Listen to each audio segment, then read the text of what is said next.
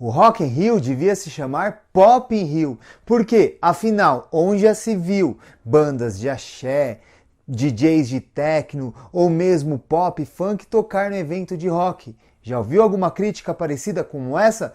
E se eu falar para você que no mundo pós-moderno ou nessa modernidade líquida que nós vivemos, isso é uma tendência que pode ficar cada vez mais comum?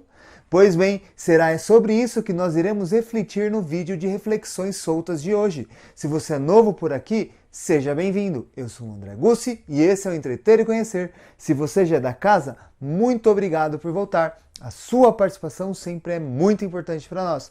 Agora, sem mais delongas, vamos para o vídeo de hoje?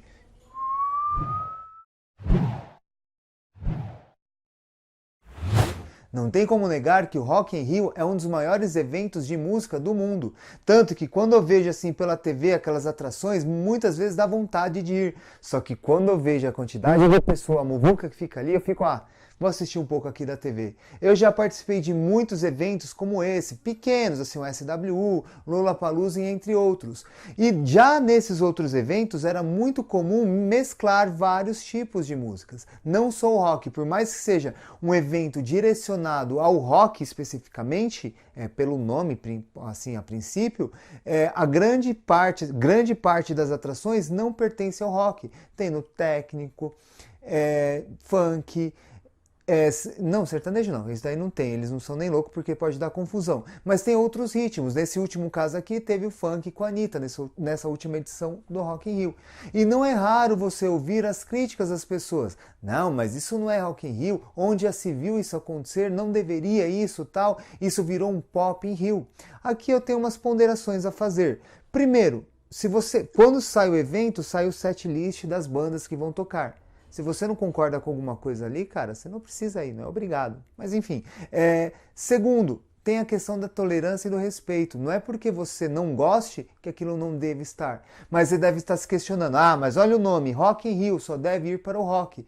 Mas aí nós temos que analisar duas coisas. Primeiro, a tradição desse evento. Segundo, a mutação que a nossa sociedade está vivendo agora, que é um chamado modernidade líquida ou sociedade pós-moderna. Aí você deve estar se perguntando, que raios que é isso? Vamos começar definindo. Só que eu vou começar aqui essa definição do que seria uma modernidade concreta. Modernidade não, do que seria um mundo concreto, que é esse antes do que nós estamos vivendo agora. Tradicionalmente na história, as mutações demoravam muito para acontecer na sociedade. Antes desse mundo moderno, que a gente vai chamar de mundo sólido, concreto, as mudanças ocorriam num nível muito pequeno, muito menor do que acontece agora.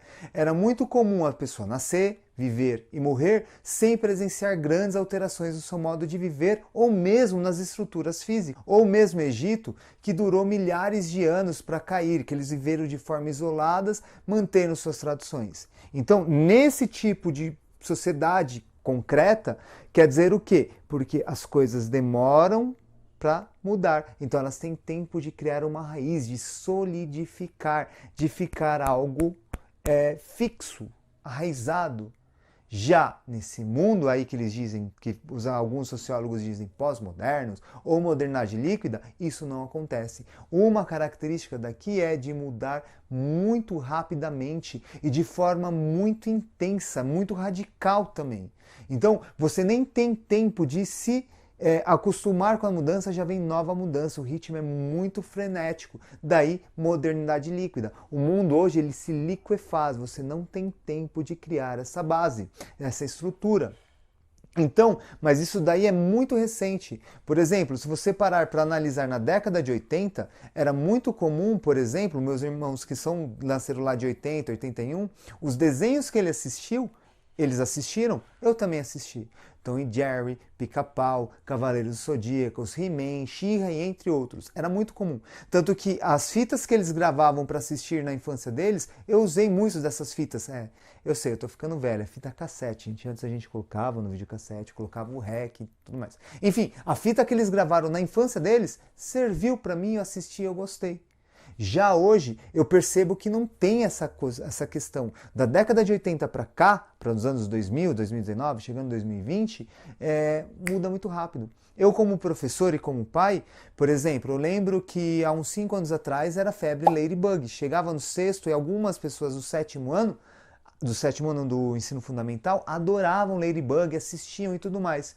Hoje, os alunos que estão nos sextos anos têm vergonha de falar que assistiam Ladybug, são poucos. Tanto que vira chavinha, eles já começam a falar de séries. Tanto que essa questão do entretenimento, as séries, tem as séries no momento que todo mundo está assistindo. Aí depois eles enjoam e vão para outras. Essa mutação é muito rápida. Então essa geração já está acostumada com essa mudança constante.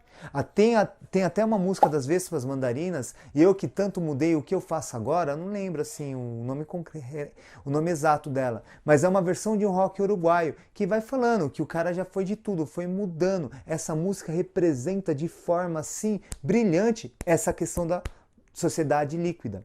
Um outro exemplo que eu quero trazer aqui, isso daí não é só nas relações sociais. O mundo físico, o mundo geográfico também sofrem essas alterações. Por exemplo, falar em escola. Pô, escola é um lugar que a gente vai para aprender e tudo mais. Tem algumas escolas atualmente que durante a semana é escola, aí de noite abrem os polos para universidade. Beleza, até aí está dentro da educação.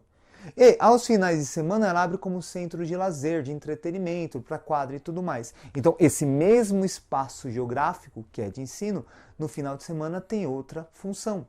O mesmo acontece, por exemplo, com algumas oficinas, que de dia estão consertando o carro e à noite tem balada, barzinho e tudo mais. E aí é uma mudança muito radical. Eles estão usando o mesmo espaço, ele é liquefaz. De dia está ali trabalhando, oficina, graxa e tudo mais. Termina o serviço, eles dão uma limpada, põem as mesinhas lá e faz de barzinho. É uma mudança drástica. Então, essa sociedade está acostumada com isso. Para pensar no bairro onde você mora, nos 10 últimos anos, se você está nesse tempo aí, ou pegue fotos, converse com as pessoas. Perceba que nos últimos 10 anos as coisas mudaram muito. Agora, se você ver uma foto de São Paulo de 1950 e comparar com 1960, não teve muita mudança. No Vale vamos pegar um lugar aqui, o Vale do Anhangabaú. Você vai comparando das fotos da década de 50, 60, 70, não vai tendo mudanças muito drásticas. Porém, quando vai chegando na década de 90, 2000, a mudança é drástica. E como que isso vai refletir no entretenimento e a música, que é a questão do Rock in Rio? Na década de 80 e 90, era comum ter essa questão de tribos, de ilhas. Então a gente que era do rock, eu me identifico como esse rocker assim, você era do rock, samba, techno, outros tipos de músicas, não era bem visto. E quando uma pessoa curtia mais de um estilo, ele era tido como eclético. Ah, você é eclético, mas não uma forma de boa, tranquilo. Você ser chamado de eclético era meio que você não tem opinião própria, você é mente fraca. Até porque o mundo que eles estavam vivendo era um mundo bipolar, ou você é, ou você não é, ou você é capitalista, ou você é comunista, não tem aquela flexibilidade. As coisas são muito rígidas. Certo? Já hoje é possível perceber essa flexibilidade. Você vai numa festa, por exemplo, de casamento, aniversário, seja lá o que for, toca todo tipo de música e as pessoas estão ali dançando. E não é só em festa, você vê nas escolas, músicas que as pessoas estão ouvindo. Eu costumo perguntar muito para os alunos o que eles ouvem, o que eles estão lendo. É sempre uma diversidade muito grande. Então, eles não leem só o mesmo tipo de livro, eles não ouvem só um tipo de música, eles não assistem só um tipo de coisa, tal como era característico na década de 80, de você ser separado em ilhas. Por exemplo, de novo, década de 80 e 90, se você andava de skate, jamais você podia andar de patins. Entendeu? Eles se odiavam. Se você ouvia heavy metal no rock, tinha que odiar punk. Se você ouvia Metallica, tinha que odiar Megadeth. Se você ouvia Megadeth, tinha que ouvir Metallica. Então, tinha essas dicotomias. Já hoje não. Tudo é mais amplo. Parece que com essa mudança constante, criou-se uma tolerância à diversidade de gosto. Então, essa modernidade líquida, das coisas serem mais flexíveis, mais maleáveis, pode ressaltar nessa questão do gênero musical, do que ele gosta. Então, por mais que o nome seja Rock in Rio, o foco central é rock, mas as pessoas que estão ali não gostam só de rock, a maioria, são todas. Se o organizador está colocando outro tipo de música ali, é porque tem uma demanda, porque tem uma procura. Ele não vai gastar dinheiro, ninguém gosta de perder dinheiro assim à toa. Então ele não vai gastar um dinheiro com artistas e com outros se não vai ter procura, que não vai ter gente assistindo. Pode ter certeza que se está ali, tem uma procura. E pensando nisso, eu queria trazer algumas características para a gente refletir. A primeira é lógico, o organizador do Rock in Rio, ele falou que queria trazer o maior número de artistas brasileiros possíveis. Por isso que ele fez essa diversificação. É uma ideia bonita, linda? Só que é só isso? Não. Tem essa questão de ele querer ampliar, é legal, mas não podemos esquecer. Esse tipo de evento é para angariar o maior número de lucro possível. Quem já foi no evento nessa proporção sabe que o ingresso é um absurdo, a comida é um absurdo, tudo é muito caro. Então, quanto mais gente vai assistir, contemplar, maior é o lucro dele.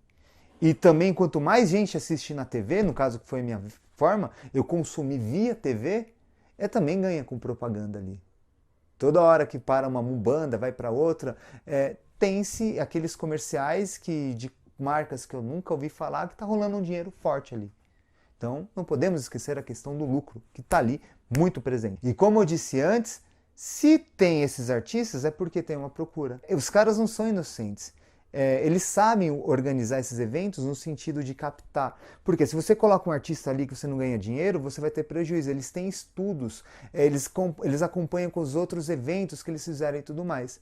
Só que esses últimos Rock in Rios eu gostei da organização. Nas primeiras edições que eles fizeram essa mistureba, eles colocaram ali no Palco Mundo, onde ia tocar Sepultura, não lembro a banda que ia tocar, mas colocou Carlinhos Brau.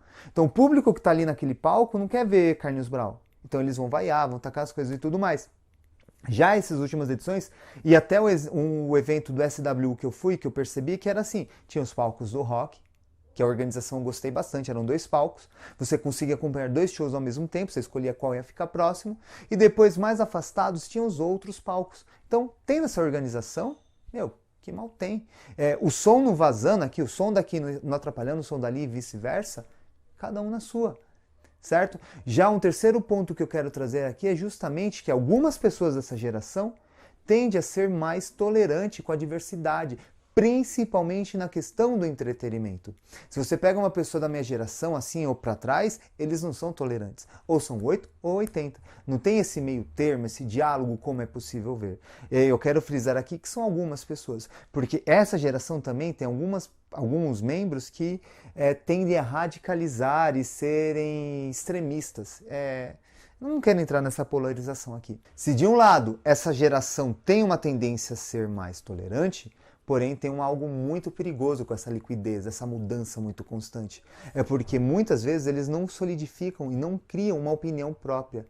Eles todo o tempo mudando, se a pessoa não tem um bom discernimento, se não tem uma boa ideia, assim, ela acaba sendo massa de manobra, não está sempre mudando de opinião, não consegue ter uma personalidade.